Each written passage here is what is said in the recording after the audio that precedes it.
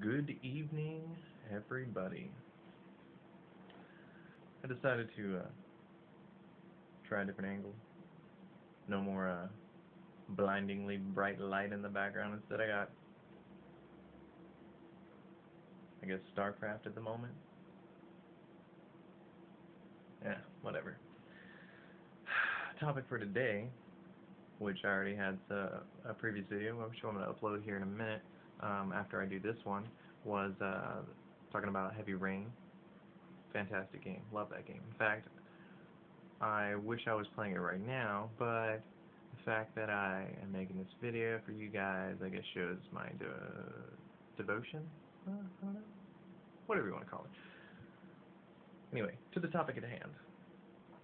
I think that video game developers have lost sight of what's important with video games these days, and I'm not talking about Heavy Rain, which it does have its flaws in this aspect, but I think that's more of a hardware issue than it is a software issue, but you never know. You really never know these days. But aside from that, Heavy Rain's fantastic, so don't think this is a focus on Heavy Rain. This is a focus on games in general. And the only reason that this came up, or the only reason I even thought of this, is because of Dante's Inferno, and I'll explain that later. But that being said, companies these days have lost sight of what's important when making video games, and what I mean by that is one of the most important things for me when it comes to a video game is I want that thing to run smooth. I want good frame rate. And what do I mean by good frame rate? I mean 30 frames per second. I want to see that game running 30 or more frames per second. If you decide to program a game and it is running less than 30 frames per second, I just think that's garbage. I don't want to play that shit. Because you want to know why? Because I think it looks like crap. When I start seeing the frame loss so bad, then I think to myself, why would they release this? Why would they even program this scene? Why didn't they tweak it to make it run better? I mean, that's a lot of whys. Seriously? What is going on here? What happened with companies developing games that just ran smooth? Seriously. That's my main question. Dante's Inferno, the reason that game reminded me of this is because that game ran fantastic. It ran at 60 frames per second. Not all the time. There were certain instances in the game where I could tell that it was lower than 60 frames per second, but it ran fantastic, and it ran exactly how I wish every game that was produced to day and on would run. But those standards are a bit too high, and I can understand that. So you know what? Compromise. Here's the compromise. I want developers to make video games that run 30 frames per second or higher. 30 frames per second is fine. I've seen many games that run at 30 frames per second, and that's cool. You know what? 30 frames is good. There's nothing wrong with 30 frames. 30 frames or higher is excellent. Hey, you know what? If you want to have it set at a base speed of 30 and, certain areas of the game runs really smooth, that's cool. It may make the game look a little less smooth all around if you do that, but still, 30 or higher, I think companies could do that. I think they can optimize their games to run at that. And who's at fault when they make this? Is it really the designer of the game? Is it really their fault that the game's running like ass? Or is it the company's fault, and as a whole? Is it their fault? Did they just not care? Hey, it ran like crap. Who cares? Let's just push it out there. People are going to buy it. Or is it the game tester's fault? Is it their fault because when they went to test that game, they figured, oh, it's an alpha or a beta phase, it's probably running bad because it's just, bad coding right now. They'll fix that later. You know what, you motherfucking tester? You need to get on your damn little report right in there. Hey, this section of the game, it's not running smooth. I want to make sure that you get that frame rate up to at least 30 frames per second. Something. Write it in there. Make it happen. Because games that run like shit piss me off.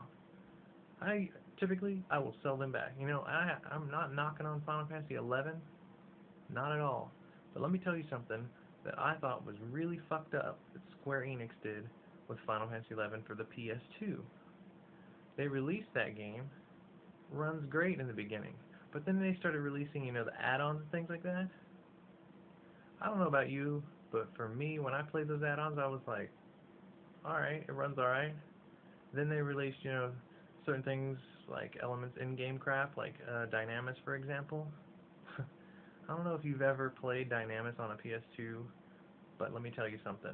That shit runs like ass. And I mean, if you're a fucking healer on a PS2, you're gonna be getting delayed heals. I mean, well, if you're not on a controller, if you're trying to use your keyboard on your PS2, definitely delays on the heals. So you better be healing with that controller. And I hate the damn controller. I don't know how people can deal with controller on that game. It's weird. And that's not even mentioning any of the other stuff that has like large groups of people. Anytime more than like a certain number of people get on the screen, that crap runs like ass. That's just, to me, that's poor programming. I mean, you didn't care enough about the game to, you know, make sure that it was going to run smooth for the whole duration. And that's why I'm skeptical about buying the next MMO that they're releasing for the PS3, you know. Who's to say it's going to stay, you know, running smooth and looking beautiful on the PS3 forever? To me, I think I'd rather stick with the PC because I know at least I can make my PC run faster and make it run better. Whereas PS2 or PS3, you're locked in with the hardware you got. You can't upgrade it. You're stuck. It's proprietary. You just can't do anything about it. I mean, unless there's a way to overclock your PS3, which I would not be surprised if somebody's done that. You're seriously just stuck like Chuck. Pretty much it. That being said, I did want to mention something about DTE, Down to Earth. Tonight, man, I was mopping the floors, and these big hairballs showed up as I was mopping a certain section. I was like, what the fuck, where are these hairballs coming from? So I was thinking, either one, our customers are losing hair like left and right. I mean, we got customers coming in there just fucking falling out, like fucking dropping like flies. Or two, our store's growing hair somewhere, and it's getting like collected hairballs. Don't know what the hell the deal is, but it's fucking nasty. I don't know about you, but whenever you see a hairball, you're just like, ugh, where the fuck is that coming from? And I'd hate to be a customer going to get something in the bottom bulk bin, you know, going down there and getting something, and this giant fucking hairball blows by you, or it's down there and it's like looking at you, and you're like, what the fuck is that, a rat? What is that, a mouse? Seriously, it's fucking disgusting. I don't know where all these hairballs are coming from, but there's a ton of them. They're always there. Doesn't matter that it was today. Every time I do the floor, sweeping and mopping, hairballs get collected. I'm like, Jesus, where's all this damn hair coming from? Fucking disgusting. The only thing I can think of is either being a vegetarian makes your hair fall out, or something fucked up is happening. I'm just playing. I'm sure being a vegetarian doesn't make your hair fall out. But there's some weird shit with hairballs in that store, and that's how I'm ending this video. PB2 out.